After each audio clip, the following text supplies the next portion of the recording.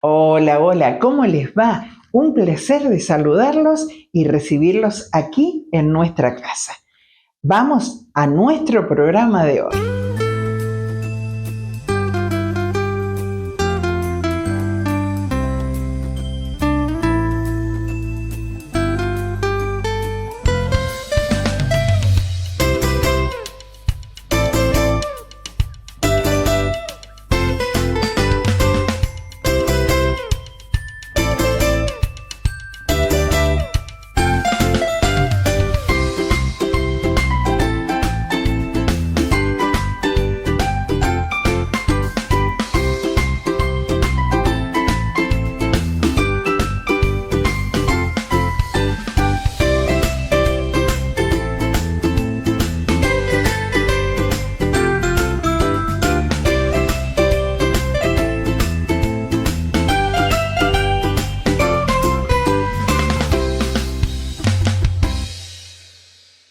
Y en nuestro bloque de sexología recibimos a nuestra columnista Ivonne Reina. Nuevamente bienvenida. ¿Cómo estás, Ivonne? Muchísimas gracias por invitarme. Estoy muy bien. Siempre al lado tuyo se está bien, Marine. Ivonne, en el programa anterior hablamos de la sexualidad, de lo que tenemos que inculcar a nuestros niños, a nuestros jóvenes, pero a ver, ¿qué pasa con la adultez y la tercera edad? No cuarta edad, porque ahora ya hablar de 60 para arriba es la cuarta edad, no, tercera edad y de los 80 para arriba la cuarta. Bien, ¿qué pasa con relación a la sexualidad? Bueno, hay algunos eventos que no podemos ignorar, que es la parte física, ¿no? La parte hormonal. Hay una cuestión, una etapa que termina, en el caso de la mujer, con la última menstruación, que se llama menopausia, que es un evento que ocurre un día y nunca más, ¿sí? Es un evento la menopausia. El tiempo que sobreviene después de la menopausia se llama climaterio. Entonces, en el climaterio ocurren cuestiones que tienen que ver con lo hormonal, falta de estrógenos, cuestiones que impactan por ahí en el tema de la lubricación, ¿sí? En el tema del deseo en algún punto, pero la verdad es que no ocurre en el 100% de las mujeres, ¿no? no. Es más, te diría que es más un mandato, un mito, viste, que la mujer, mujer y menopausia no se llevan bien. Y sí, es una parte de nuestra vida y la asumimos así, y trae aparejado también una cuestión psicológica que es muy positiva para las mujeres, que es que nos liberamos del riesgo del embarazo. Claro. O sea, es una etapa de absoluta libertad. ¿Entendés? Libertad, no libertinaje. Un poquito. Un poquito. Entonces, bueno, para todas las cuestiones orgánicas que obviamente empiezan a ocurrir, como esta que te digo de la lubricación, para todo hay soluciones, digamos. Hay remedios, hay geles. Claro, exactamente, lubricantes, siempre teniendo en cuenta que sean a base de agua. Hay otra cosa que también pasa a veces a las mujeres de esta etapa, que por algún motivo se han divorciado o están solas, viudas o demás, y comienzan a tener relaciones con otras personas, y siempre está bueno recordar el tema de la protección. ¿Viste? Bien. Porque por ahí hablamos mucho de que los adolescentes tienen que usar preservativo, campos de látex, protegerse de las infecciones de transmisión sexual, y no lo tenemos en cuenta en esta etapa. Y también es importante, porque que tengamos una pareja estable o que tengamos determinada edad no nos libera de las infecciones. Bien, para tenerlo en cuenta. Claro, entonces, bueno, esa es una de las cuestiones. Otra, bueno, lo que te digo, la industria farmacológica tiene montones de cuestiones que nos favorecen. Es una etapa de mucha libertad, de mucha tranquilidad, donde los tiempos son otros también. No tenemos que andar corriendo de un lado para el otro. Tenemos tiempos de redescubrir nuestro mapa erógeno, ¿sí? De contárselo a la persona que está con nosotros y de tener relaciones, digamos, como más sinceras, más consensuadas, más que tengan que ver con otro tipo de, más integral. ¿Me entendés? Pero sacamos ese mito porque mucha gente de la sociedad dice, no, el abuelo y la abuela, no, ya está, ya no, ya. Y no es así. El otro día lo charlaba con un compañero de trabajo, jovencito, que dice, no me imagino a mis abuelos. Le digo, ¿por qué no? Claro. Si están juntos, ¿por qué no? No me los imagino, dice, porque aparte ya está, mi abuela ya hace años que están con la menopausia. No tiene nada que ver. Claro, es como el tema, volvemos a lo reproductivo. Sí. Nuestra vida termina con la capacidad de reproducirnos, pero esto es algo cultural. Sí. Nuestra vida, ¿no?, sexual termina con esa etapa y no es así. Y mucha gente te dice, no, si ya, típico, de peluquería o de almacén. No, pero si a vos ya te sacaron útero, matriz, todo, ya olvídate, ya tu sexualidad murió. Eso es terrible, eso es terrible. Yo he escuchado una frase tremenda que dice, la vaciaron. La vaciaron, exacto. Eso ¿sí? Es horroroso. Horroroso, porque por más que la vaciaron a doña Rosa, doña Rita, quien fuera, tiene sentimiento y puede tener orgasmo. Por supuesto, no tiene absolutamente nada. O sea, hay que también conocer la anatomía y la fisiología femenina por ahí, ¿no? Porque dicen, no tiene el útero, y el útero no produce absolutamente ninguna hormona. No. O sea, no tiene nada que ver, y bueno, y todas las terminaciones nerviosas, la mayoría que tienen que ver con el placer, no están ni siquiera cerca del útero. O sea, ni siquiera cerca, porque están en la primera parte de la vagina, los 2-3 centímetros, digamos, de profundidad, con lo cual desterramos el mito del tamaño. Sí, también. Y focalizadas también en el clítoris. Sí. O sea, la mayoría de los orgasmos femeninos tienen que ver más con el clítoris que con la vagina, con la penetración, ¿sí? Así que atenta, doña, que escuchó al especialista. Claro, y don también. Porque ¿sabes qué pasa? También los varones están como muy presionados con el tema. ¿Eso?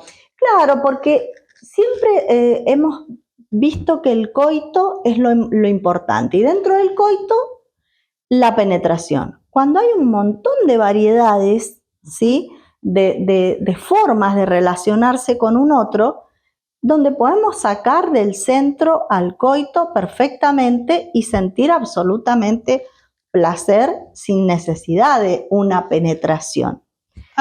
Los varones, por ejemplo, con este cambio hormonal también empieza, a tener problemas algunos de erecciones o demás, entonces empiezan las evitaciones, porque no sé si vamos a... van a la tradicional pastillita azul. La pastillita azul que sirve, que puede ser útil, siempre y cuando la primera etapa de la respuesta sexual humana esté activada. ¿Sabes cuál es la primera etapa? No, contame.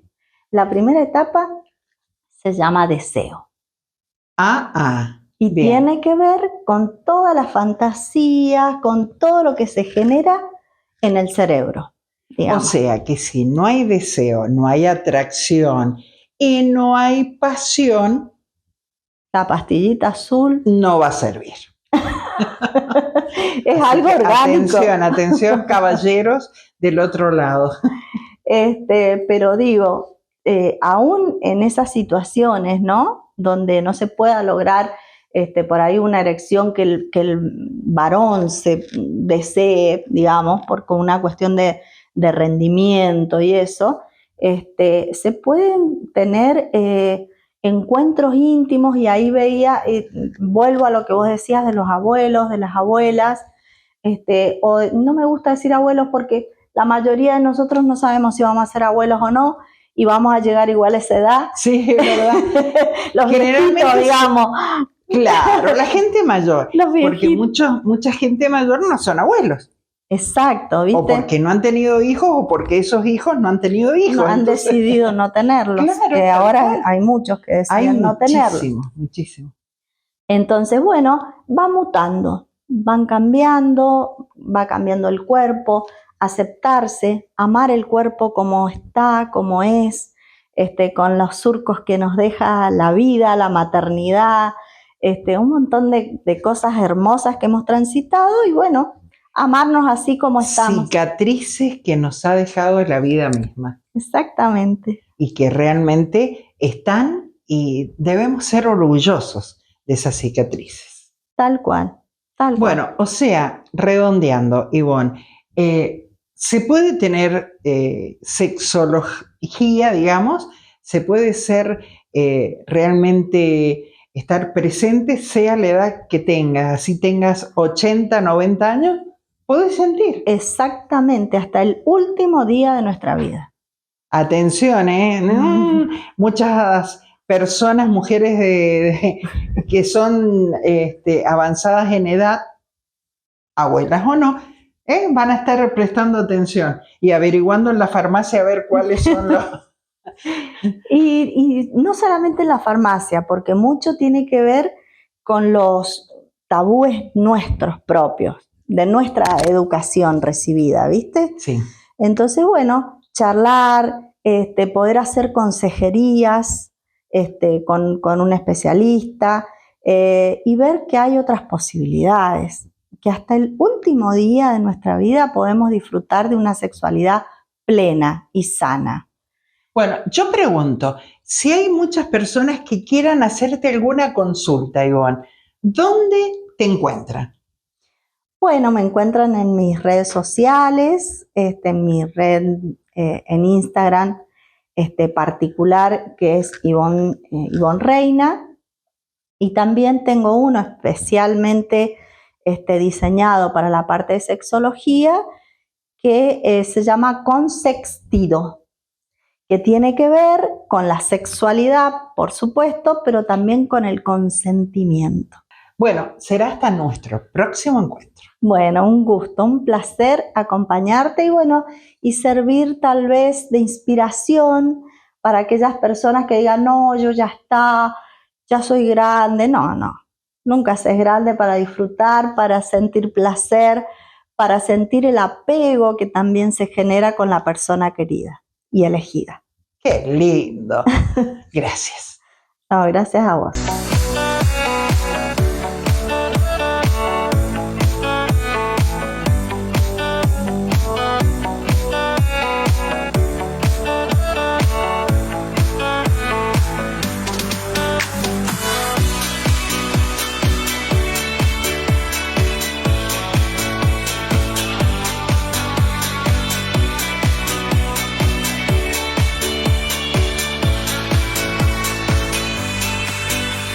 Y como lo dije en la promo, estuvimos en el almuerzo de las Fuerzas Vivas. Agradecer al equipo de prensa de la Cámara de Comercio, Industria y Agropecuaria de San Rafael, a su presidente, Gabriel Brega, y todo su equipo, porque nos atendieron de maravilla.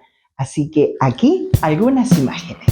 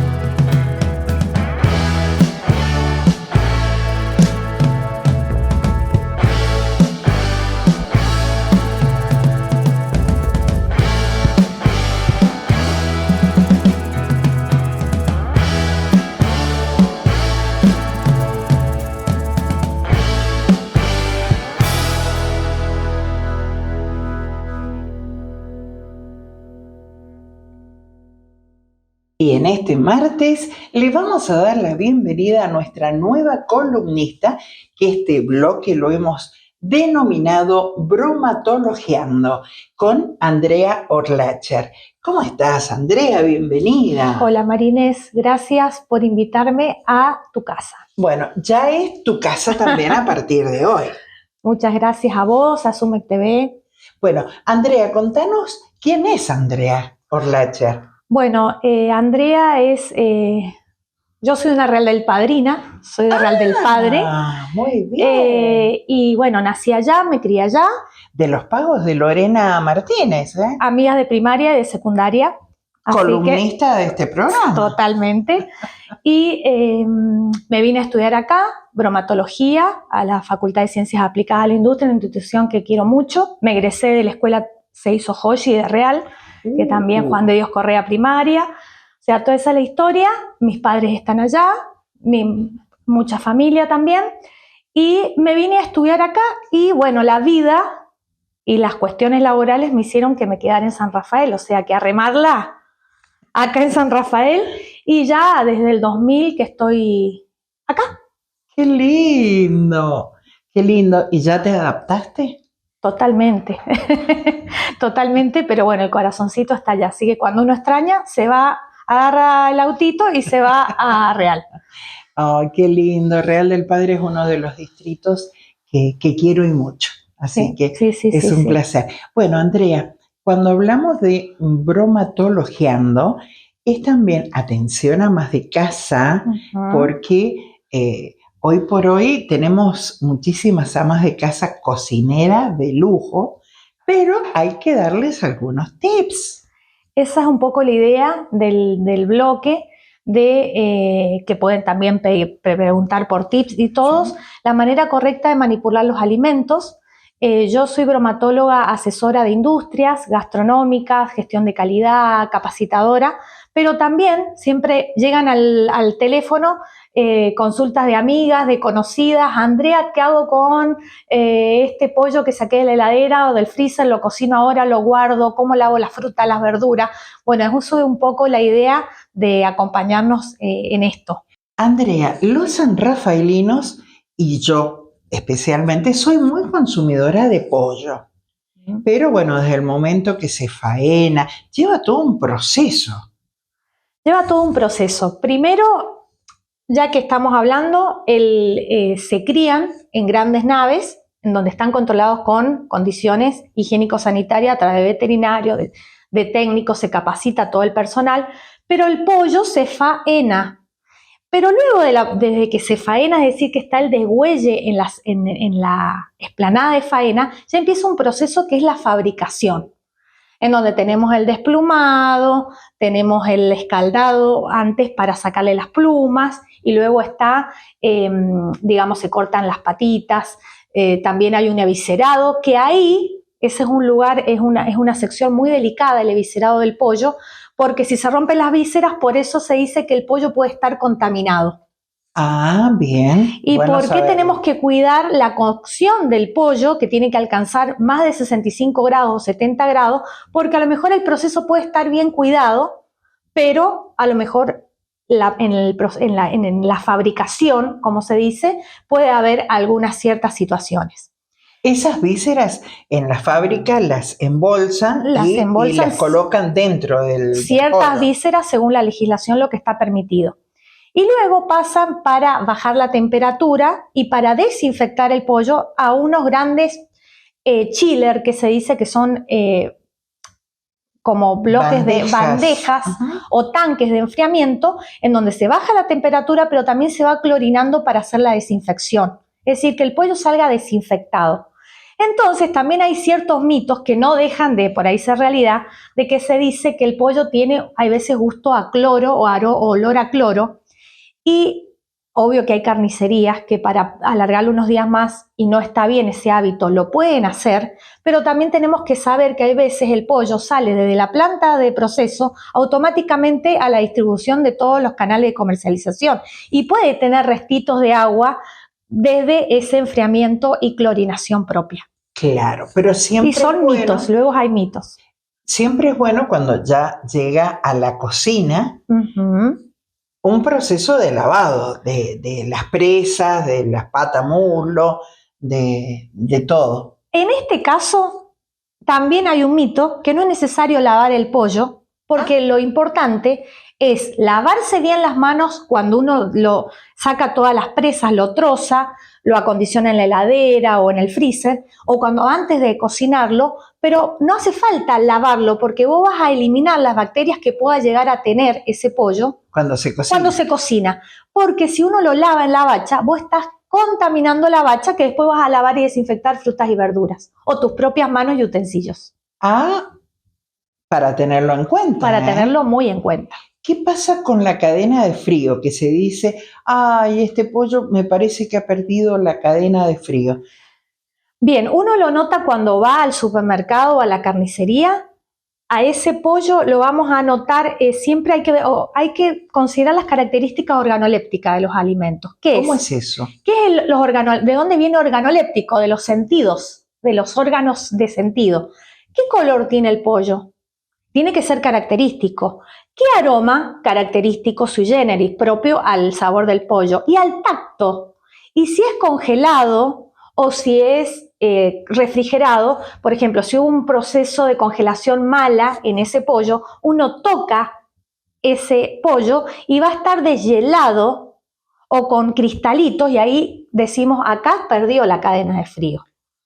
¿Y qué hacemos en ese caso? Y tenemos que saber dónde comprar y tener proveedores seguros, es decir, carnicería de confianza, pollerías de confianza, y también hay otros mitos con respecto al pollo que dicen que, y pasa con el tema del huevo, si vamos, que si uno come un pollo blanco es menos nutritivo que un pollo amarillo. Y en realidad tiene que ver con los distintos tipos de alimentación o carotenos que ingresaron a la ingesta de ese pollo. Entonces, claro, porque si hay un pollo amarillo, dice, este es un pollo casero. Es un pollo casero por el tipo de alimentación, pero no deja de ser, si uno hace un análisis de proteína de los dos pollos, tiene el mismo valor nutricional, un pollo blanco que un pollo amarillo. Igual que si partimos un huevo. Ahí decimos, ay, la yema del huevo está totalmente amarilla, ay, es más nutritiva. No, no es más nutritiva, solamente depende de la alimentación de las gallinas. Bien, bien. Entonces, como que estamos descartando mitos con respecto a algo nutricional, pero también al origen de los alimentos. Bueno, y para cocinarlo el pollo, vos decías, hay que cocinarlo bien. Bien, es una carne a la que le tengo respeto. Yo asesoro muchos restaurantes también acá en la zona y cuando me dicen vamos a armar algún plato con carne, menú de pollo, y pasa también con las mismas familias que las amas de casa tienen que escuchar, y hoy estamos también con cuidando el bolsillo, tenemos que cocinarlo bien. Es una carne con buenas proporciones nutritivas, pero tenemos que cuidarla un poquito más. La cocción tiene que estar mucho más cuidada que la carne vacuna. Entonces tenemos que alcanzar una buena cocción y al partirlo que esté totalmente amarillita esa presa de pollo y que no haya hilitos de sangre. También el hilito de sangre tiene que ver con un mal faenamiento. Son otras cuestiones técnicas que no vamos a entrar en detalles. Sí, pero muchas veces lo vemos en casa, que por fuera lo ves ya cocido, la cascarita, la piel del pollo está bien tostadita, está rica, y cuando lo partís junto al hueso, mucha sangre. Mucha sangre. Por eso mismo hay que tener cuidado y sobre todo cuando ese plato va a ir a niños o va a ir a embarazadas o a adultos que son, digamos, clases de riesgos. Entonces el pollo tiene que estar bien cocido a más de 70 grados.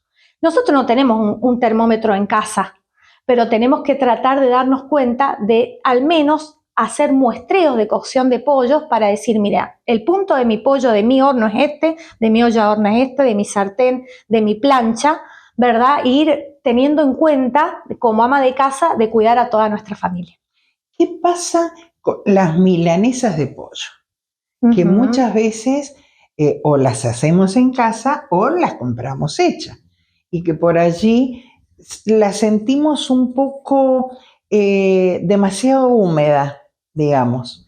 Bueno, eso tiene que ver también con los tipos de apanados que tengan Y a ver, cuando se hacen milanesas a nivel industrial también, nombrémoslo, porque en realidad son lugares de elaboración de alimentos, hay ciertos rebosadores que absorben humedad y hay otros que la liberan.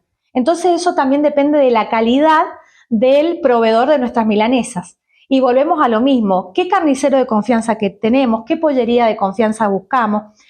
Hasta incluso para elegir, si uno entra a una carnicería, si hay un olor a pollo y a carne que nos tira para atrás, o raro, o olor a cloro extremo, y no lo elijo el olor propio a pollo, a carne, y lo mismo pasa con las milaneserías. También hay muchas milaneserías en la zona que van armando las milanesas y están a la exposición al público, también es una forma de confiar. Andrea, si yo compro en un supermercado un pollo, Lo trozo. lo trozo, ¿cuánto tiempo puede estar en el freezer? Bien, es una carne que noble también porque no tiene demasiada cantidad de agua, es más la más cercana parecida a la vacuna, pero tiene que estar hasta 3 meses en el freezer en una forma segura. Entonces lo trozo, lo dejo hasta 3 meses y lo que tenemos que acostumbrarnos también es a no envasar, que me pasa mucho. Puse cosas en el freezer, entonces abro el freezer por ahí de una amiga y están en bolsitas de supermercado y en realidad hay que hacer un esfuerzo. Si ya tenés freezer, comprar bolsitas para freezer y aprender a rotular, porque decir, uy, me acordé de sacar el pollo, pero primero saco el que primero metí al freezer y lo último, el que último metí al freezer. Entonces es importante la rotación. Unas bolsitas muy que vos guardás los alimentos herméticamente y viene con un rótulo en el frente para que vos pongas la fecha. Y hasta incluso la puedas borrar para reutilizarlas y lavarlas y desinfectarlas. Pero también pasa algo, por ahí como tenemos que cuidar el medio ambiente, también vienen tupper adecuados para freezer, que no se quiebran con el frío. Entonces por ahí también recomendamos para el cuidado del medio ambiente tener tupper de rotación. Andrea, hasta nuestro próximo programa. Muchas gracias.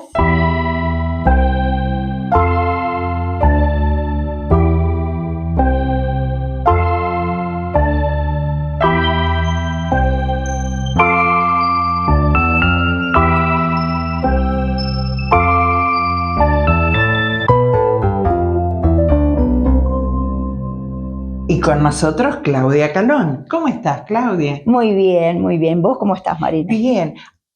Bloque de crianza respetuosa. Sí, temazo. Bueno, en el programa anterior estuvimos hablando de un tema muy bonito, que es el límite en la primera infancia, lo que significa ponerle un límite a los niños en la primera infancia, ¿no? Que son tan pequeños. Pero bueno, pudimos vislumbrar varias formas de hacerlo, pero yo ahora vine con una incógnita. ¿Qué pasa cuando ante ese límite aparece el famoso berrinche o rabieta? Algo que tenemos que contar, las madres, los abuelos, los tíos, todos, sí. Empezar a contar. Bueno, el berrinche o rabieta en este caso es totalmente inevitable. Entre 1 año y 4 años es inevitable que el niño en algún momento, en varias oportunidades o en menores oportunidades, tenga un berrinche. ¿Por qué? Porque el niño mediante el berrinche saca lo que tiene adentro. Puede tener hambre, puede tener frío, puede tener miedo, puede sentirse invadido. Si a veces los mayores tenemos berrinche. ¿Y qué es lo más importante? Puede tener un berrinche porque no le gusta que le pongan límites. Y ahí estamos con el kit de la cuestión. Al niño no le gusta algún límite y automáticamente tiene un berrinche. No le gusta que un hermanito o un compañerito le saque un juguete, tenemos un berrinche. ¿Por qué? Porque ese niño, al sacar esa emoción que tiene adentro, nos está pidiendo que lo miremos, que lo acompañemos, que lo entendamos. Esos berrinches también suelen ocurrir cuando viene un hermanito en camino. Por supuesto. O cuando nace el hermanito. Y los celos. Claro, los celos en los niños pequeños es un tema muy cotidiano. Y el berrinche, en este caso, es lo que aparece como diciendo, mírame a mí, acá estoy, quiero ser escuchado. Y bueno, seremos los adultos quienes, con una fortaleza emocional tremenda, tenemos que enfrentar esto. ¿Cómo enfrentarlo? Como te estoy diciendo, con un interés emocional que muchas veces es muy difícil para los papás, para los docentes, para los abuelos, para los tíos, es muy difícil. Primero, ¿qué podemos hacer? Evitemos el berrinche. Sabemos que el niño no es un adulto pequeño, es un niño, entonces él está probando. El berrinche es parte de su desarrollo emocional. Él está con prueba, error permanente. Entonces, no solo se pone a prueba a sí mismo, sino que pone a prueba al adulto. Y el adulto somos nosotros. Entonces, si nosotros podemos evitar ese berrinche, que sabemos cuándo va a venir, porque sabemos cuándo el niño va a tener el berrinche, si lo podemos evitar cambiando el foco, dándole otra actividad, mostrándole otra alternativa, es lo ideal. ¿No te ha pasado, Claudia, que por ahí cuando es el primer día de clase llegan los papás y te dicen, ay, señor, mi hijo es todo el día berrinche, berrinche, berrinche? Y vos, como docente, notás que es un santo. Nada, y suele suceder también al revés. Cuando en el jardín es puro berrinche y en la casa la madre te dice, en casa no. ¿Qué pasa? El niño sabe cuál es el espacio donde necesita ser mirado, donde necesita ser atendido. Entonces es en el lugar donde va a ser el berrinche. Muchas veces en casa está súper cuidado, súper mirado, y en el jardín, cuando tiene que compartir juguetes, juegos y actividades con otro niño, y bueno, no está acostumbrado, entonces ante el primer enfrentamiento o ante el primer límite del docente, tiene el berrinche. Pero bueno, como yo te decía, eso quiere decir, mírame, acá estoy, escúchenme, quiero tener la razón y no me gusta que me pongas límites. Claro. Ahora, ¿qué pasa cuando ese berrinche es más largo? Y bueno, tenemos que dejarlo, porque el niño necesita sacar ese berrinche. Si él necesita sacar esa emoción de adentro, ¿qué sentido tiene que lo agarremos y le digamos, ya está, no pasó nada? No, que lo saque, que ese cuerpo pueda relajarse, porque esa tonicidad que toma el niño ante el berrinche necesita relajarse. ¿Cuál es la mejor manera? Un abrazo, un acá estoy, un ya va a pasar, un ya te sentís mejor. ¿Qué pasó cuando el niño pasó el berrinche? El adulto acercarse y decirle, bueno, mira, ¿qué te pasaba? ¿Te sentías mal? ¿Qué necesitas? Acá estoy yo. Entonces es una forma de acercarnos a él, acercarnos a sus emociones y no pensar que el berrinche lo hacen como algo malo o para molestarnos a nosotros. Es la forma que tienen. Muchas veces los niños que tienen el berrinche aún no tienen vocabulario. Entonces es la forma de comunicar. Si bien es difícil, como te vuelvo a repetir, es el adulto el que tiene que estar emocionalmente preparado para estas situaciones. ¿Qué pasa a veces en familia? Y pasa también en el jardín. Si nosotros como adultos organizamos una rutina, el niño puede también organizarse con horarios, porque a veces los cambios de hábitos provocan en los niños estas reacciones. Vamos a dar un ejemplo. Hay niños que no les gusta el horario del baño, no se quieren bañar.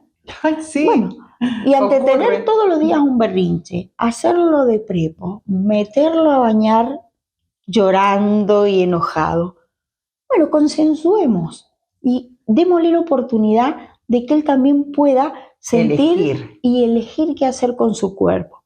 Por ejemplo, ¿te querés bañar antes de cenar? ¿Te querés bañar después de jugar? Pero el baño no se discute, pero sí damos la posibilidad. Si nosotros tenemos del tiempo, del espacio, del momento, ¿por qué ser tan rígidos si la rutina va a ser la misma?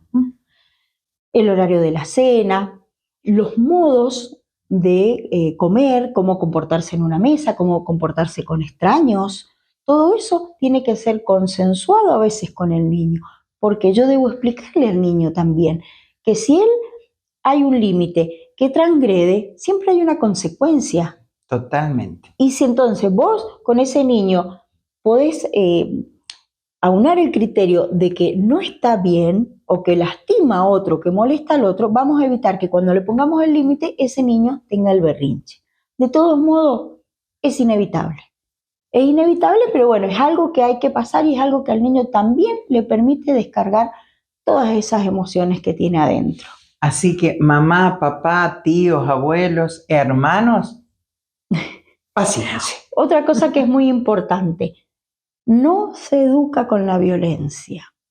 Vos te acordarás, Marinés, que años atrás el límite era un chirlo, era muy habitual pegarle a los niños, era muy una habitual. varilla. Sí, sí. Y ese niño aceptaba el límite. ¿Pero por qué? Porque tenía miedo, porque se sentía totalmente humillado, se sentía violentado. O sabía lo que iba Sí. a pasar si no cumplía. Entonces cumplían un límite. ¿Por qué? Porque tenían terror de las consecuencias. ¿Qué pasa con este niño que tiene miedo al límite?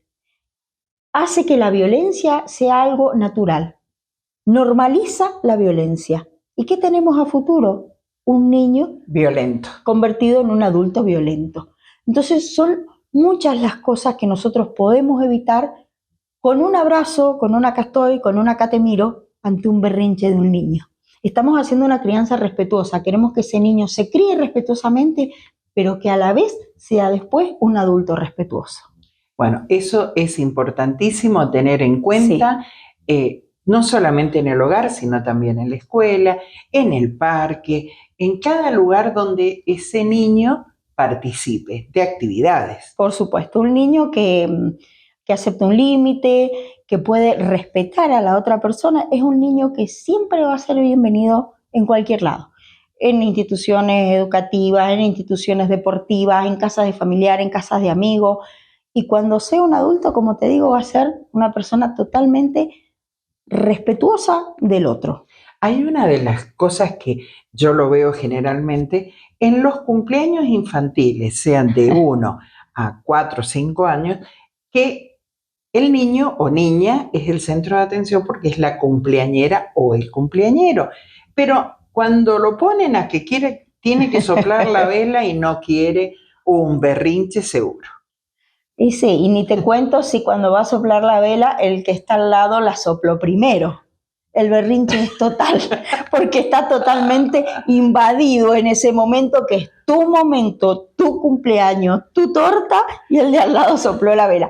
Eso es terrible. Pero bueno, también, si yo tengo un niño de 2, 3, 4 años y no le gusta que el cumpleaños tenga vela, le da miedo, no quiere soplar, y no las pongamos. Pongamos un número, cantémosle. ¿Por qué someterlo a esas culturas que traemos nosotros, ¿no? De que tiene que soplar la vela, tiene que ser en ese momento? ¿Por qué? Pero bueno, son culturas que traemos los adultos y siempre esas tradiciones hay que dárselas a los chicos sí o sí, pero a veces no hay necesidad. A eso es lo que yo llamo, evitemos el berrinche. Si el nene no lo quiere hacer y no molesta a nadie, no haciéndolo. Bueno, ahí entonces los que tienen que tomar el toro por las astas son los mayores. Los adultos que comparten con ese niño. Es difícil, lo vuelvo a decir, es difícil porque a veces como papá, como abuelos, como docentes queremos tener la situación bastante controlada. Venimos con matrices nuestras que dicen que las cosas deben ser de esta manera. Pero bueno, tenemos también que aprender un poquito a respetar la infancia, a respetar a ese niño pequeño que recién está pudiendo sacar las primeras emociones. Gracias, Claudia. No, gracias a vos. Y si de Malvinas hablamos, nuestro columnista Tachi Flores ya está con nosotros. ¿Cómo estás, Tachi? Bienvenido. Muy bien, gracias a Dios. Un tanto ansioso para que ustedes escuchen la segunda parte de María Marta. Vamos. Yo escuché la primera, por Dios. Quiero escucharla horas, horas y horas, porque qué paz que transmite. Escucharla es lo más. Bien, y vamos a ver en esta segunda parte una innovación que se va a hacer con un congreso acá en la provincia de Mendoza, en la cual ella es partícipe y apunta siempre a lo que todos pretendemos, ¿no es cierto?, a esa malvinización, pero en el ámbito docente para poder transmitir de esa forma a nuestro futuro, a nuestros jóvenes, ese conocimiento, ¿no es cierto?, de Malvinas, ¿no es cierto? Bueno, vamos entonces a la segunda parte. Vamos allá.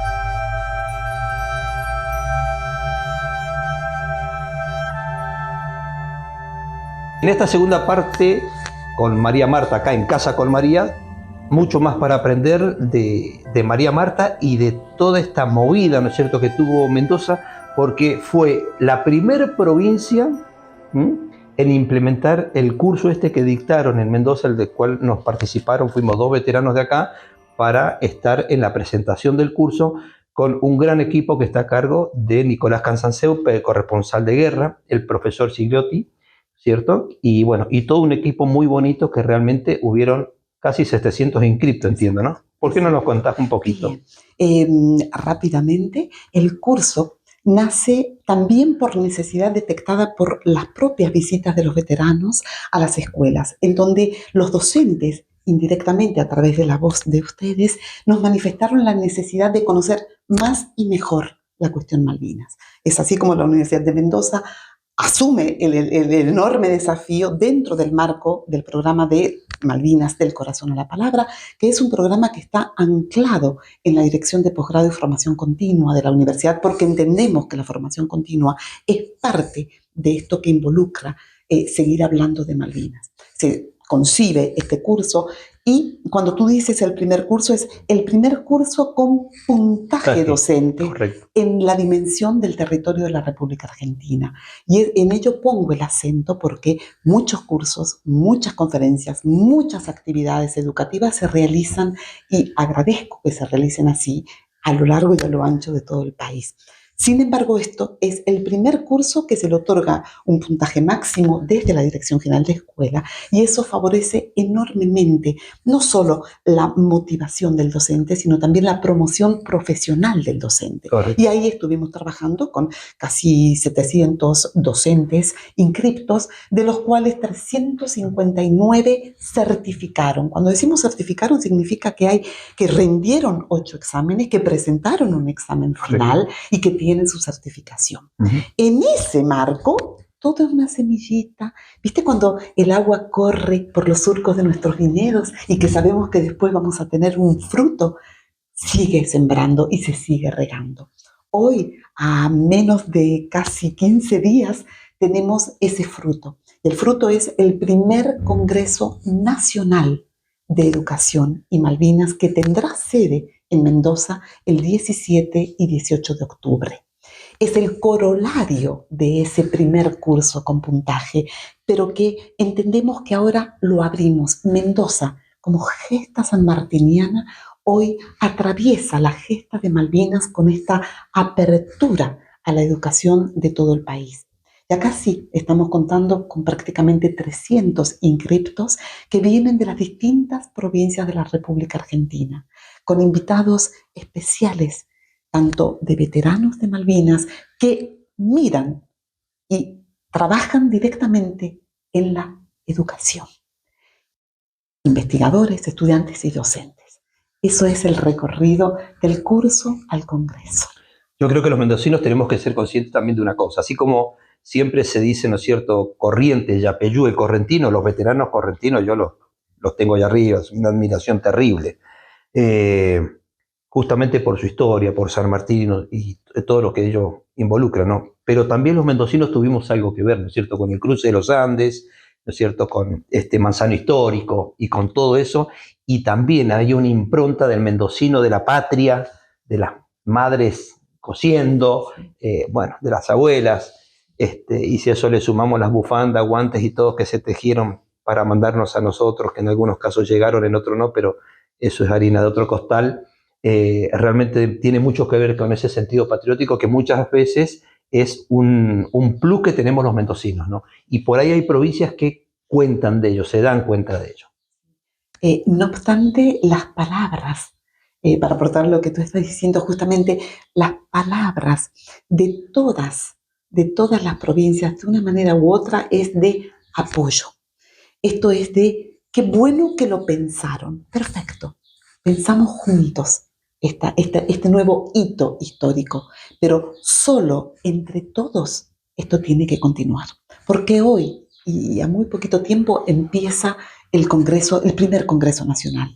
Yo estoy soñando es qué provincia se lleva la segunda edición de este congreso, porque este congreso tiene que ser itinerante, este congreso se quiere federal y se quiere transdisciplinar, porque no únicamente está la mirada de una Malvinas histórica o geopolíticamente hablando, sino una Malvinas y el arte, una Malvinas y la pintura y el cine y la música, una Malvinas y la educación y para la paz, una Malvinas y el espacio, una Malvinas y la familia de los veteranos.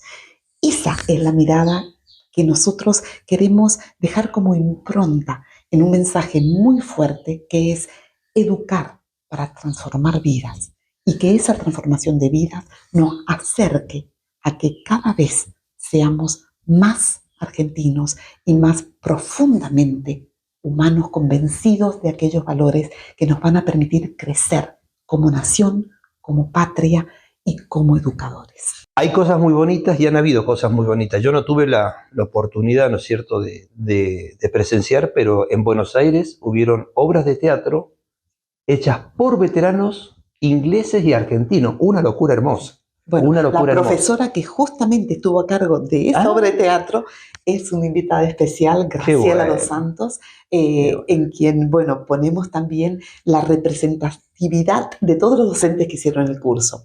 Pero si es por hablar también Graciela dos Santos, es por hablar también de veteranos, es por hablar de todos los docentes que hicieron el curso, que vamos a estar presentes acá en Mendoza durante el Congreso, pero que desde que se concibió el curso, se concibió en forma federal, porque tuvimos docentes de Santiago del Estero, de Córdoba, de Santa Fe y de Buenos Aires, docentes formadores que dictaban el curso aquí en Mendoza. Entonces yo creo que mostrar la unidad en la diversidad, es un mensaje que también por mi formación lo tengo muy anclado, es respetamos la especificidad de cada asociación, de cada ente, de cada organismo, pero que haya un hilo en común que nos permita seguir avanzando, cada uno en lo suyo, pero todos por un objetivo. Es hermoso lo que están haciendo y bueno, ¿se tiene pensado en otra oportunidad posterior y quizá un poquito futuro, un segundo curso? Sí, seguramente. El 2026 nos apela con este desafío y como tú bien mencionabas, aquí se articula con autoridades, con organismos ministeriales. También debo destacar el apoyo incondicional del Ministerio de Educación a través de la Dirección General de Escuelas y particularmente Educación Superior, que nos ha estado apoyando. El Congreso ha sido reconocido de interés educativo por la Honorable Cámara de Diputados de Mendoza, tiene la adhesión de todo el Consejo de Rectores de Universidades Privadas de la República Argentina. Es decir, pensemos, todas han dicho sí a este Congreso. Un compromiso bárbaro. Va a ser declarado de interés nacional a través del Consejo Interuniversitario también nacional. Es decir, hay un movimiento y un consenso que esto era necesario. Pues yo creo que quizá, ¿no es cierto? Estoy pensando en voz alta, como se dice. Quizá quienes expongan todo esto, quienes son los artífices de todo este tan bonito programa, tomaron conciencia de que nosotros ya todos somos personas adultas de más de 60 años, en lo particular 62 y medio, y en algún momento no vamos a estar. Entonces, quizás esos testimonios de quienes participamos en aquel 82 no vamos a estar presentes.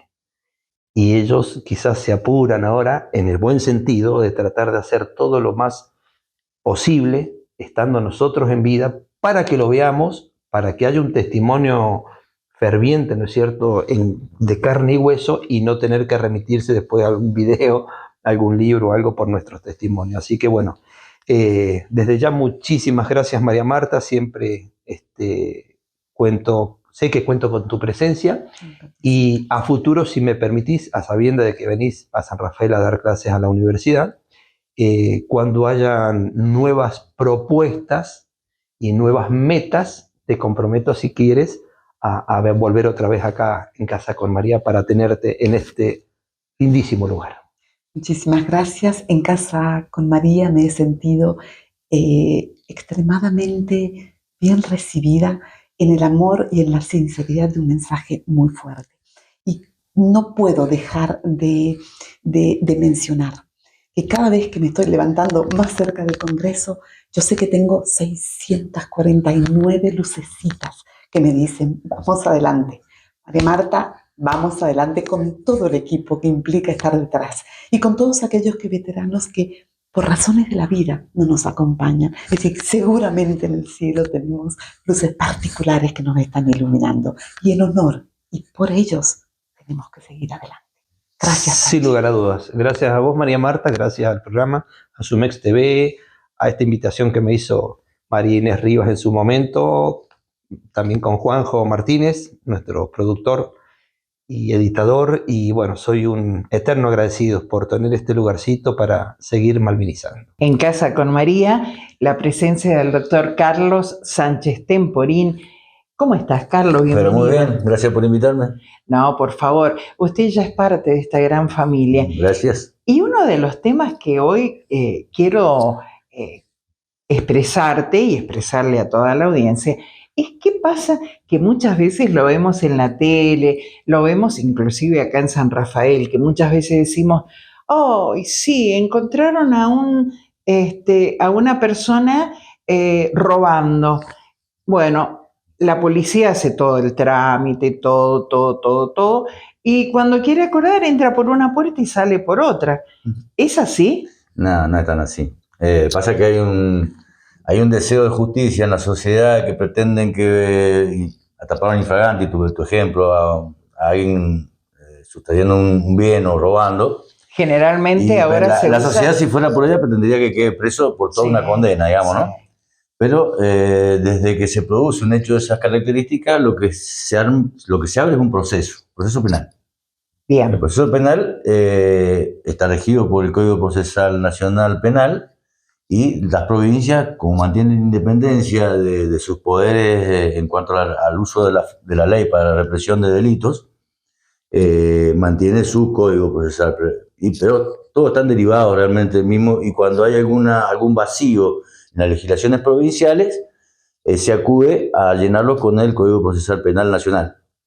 Bien. Entonces, lo que sucede es que para hablar de una puerta y de la otra, la famosa puerta giratoria, tenemos que ver de que la ley misma impone las condiciones para conservar la libertad, que es la regla.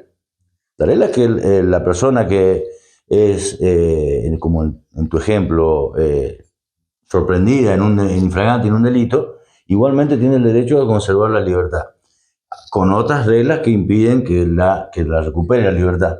Es una institución. Carlos, ¿qué pasa, Carlos, en el caso de los menores que delinquen? El menor, según le da inimputabilidad, automáticamente no pueden quedar detenidos.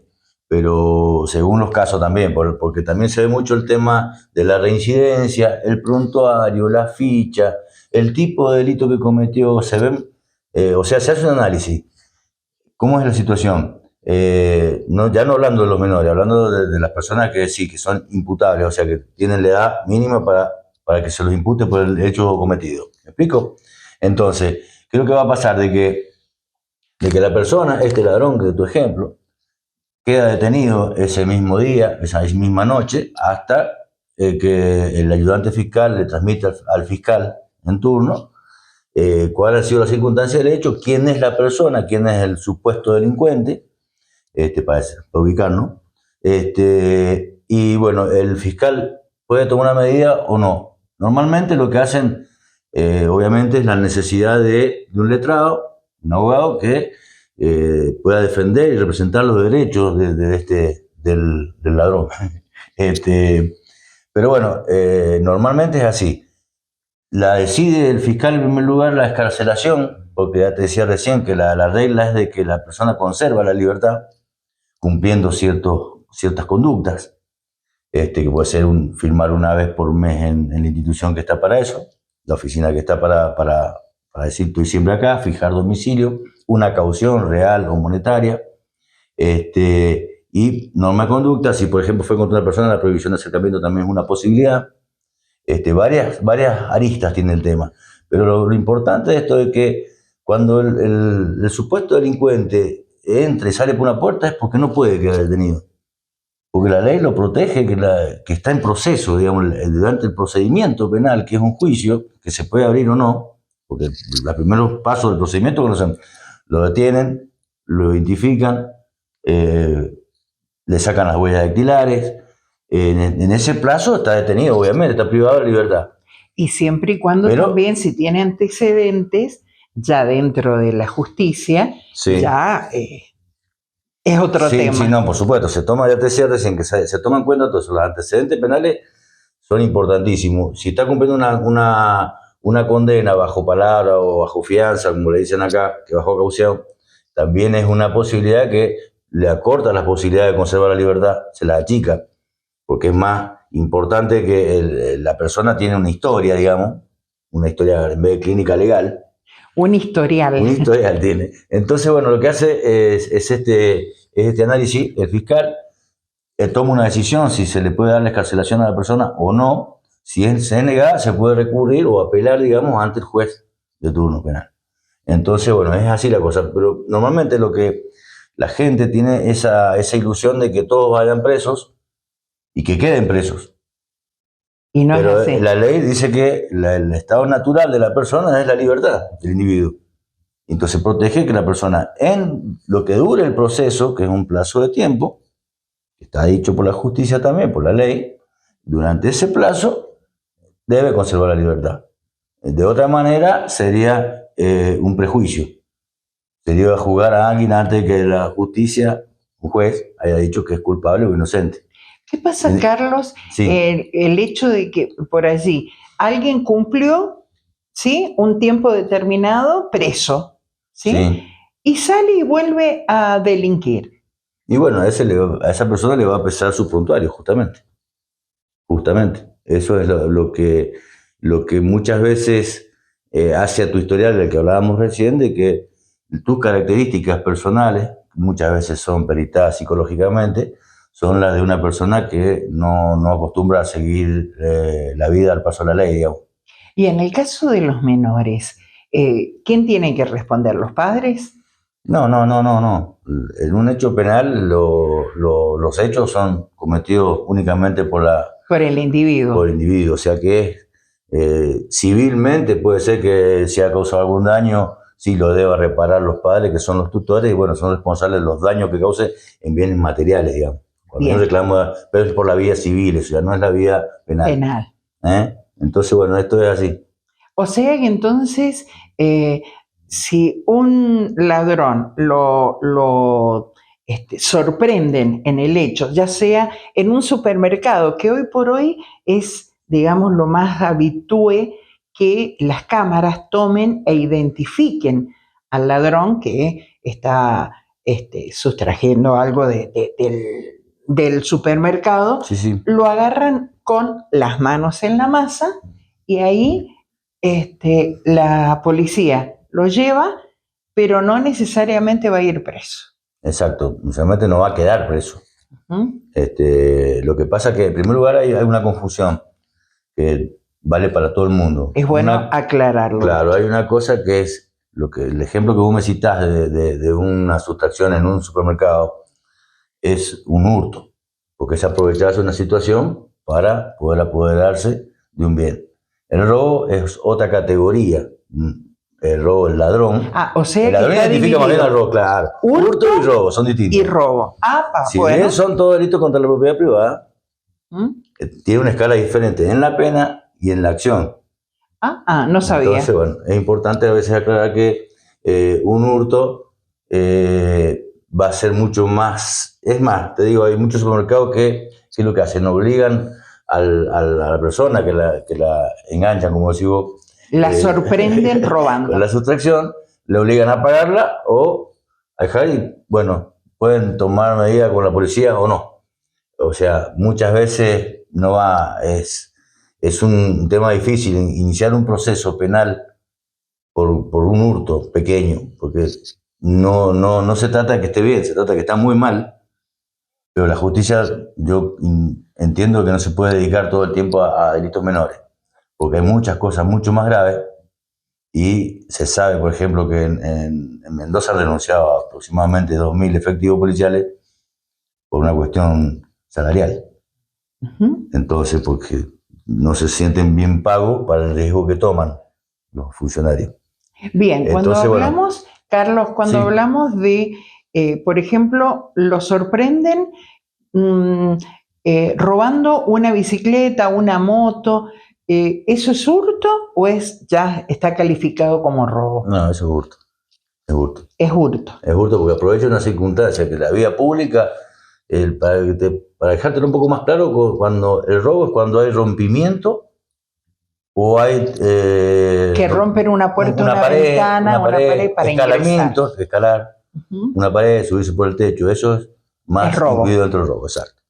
Exacto. Bueno, todo para tener en cuenta y saber a la hora de actuar, y ojalá que no ocurra, ¿no? Sí, ninguna de las dos pero cosas. Ninguna de las dos, Sí, ni sí. hurto No, porque ni aparte robo. esto venía, para redondearlo, venía más bien por el tema del derecho de la persona a la excarcelación, o sea, conservar la libertad durante el proceso. Hay un proceso que empieza con la denuncia o con el atrapamiento, digamos, en fraganti, hasta que se decide la inocencia o la culpabilidad. ¿Me Bien, explico? Entonces, pero eso es todo el proceso. Durante ese proceso, la persona tiene el derecho de conservar la libertad. Eso, como te decía al principio, puede estar limitado porque no tiene domicilio fijo, porque tiene antecedentes, por la denuncia de la víctima que se siente amenazada. Se estudia todo el caso. y no ocurre, Carlos, por ejemplo, si lo dejan en libertad, que se escape, que se vaya a otra provincia, que desaparezca, No, pues en justamente, caso de que el robo sea importante. sí, no, justamente para eso está la caución, el análisis que hace la fiscalía junto con el juez de las condiciones en las que se pide la carcelación. Bien, bien. Importante saberlo entonces a la hora de encontrar a alguien infraganti, ¿por qué no? Y ojalá que no nos ocurra nunca. Pero es bastante normal hoy en día. Hoy sí, sí, Lamentablemente el tema de seguridad es un tema espinoso. ya lo creo. Espinoso, porque lamentablemente según las posibilidades, la luz del día y muchos otros factores, la inseguridad existe y es un problema que se ha intentado atacar de varias formas, digamos, pero así estamos. Y la economía muchas veces incide mucho en estas cuestiones. Entonces, lamentablemente, no podemos decir que nuestro país sea el país seguro. Vivimos con ese miedo siempre. Y acá, San Rafael es bastante santo. Gracias a Dios. Pero Y si que siga así. hay lugares que son realmente terribles. Muchas gracias, Carlos. Nada. Nos reencontramos el jueves, no se olviden, en Casa con María, a través de SUMEC TV. Nos vemos.